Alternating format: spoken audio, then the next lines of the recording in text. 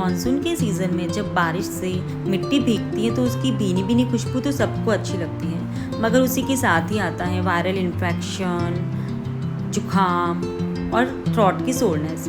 इसके लिए हम आपको एक घरेलू काढ़ा बताएंगे। सबसे पहले एक कंटेनर में 1 कप जितना पानी लेंगे। उसमें थोड़ा गुनगुना होने पर हम डालेंगे नमक,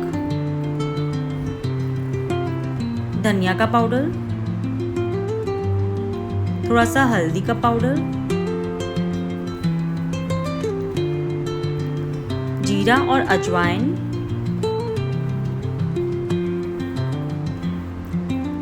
थोड़ा सा ब्लैक पेपर पाउडर,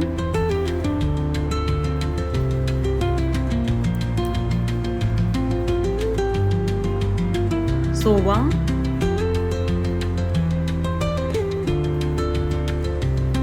थोड़ा सा मुलेठी का पाउडर,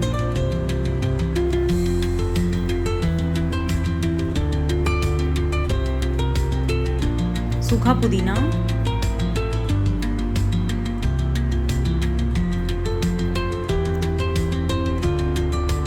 सौंफ।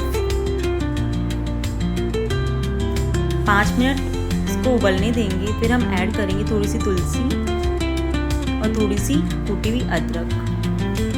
7 से 8 मिनट हमने इसको और उबलने दिया।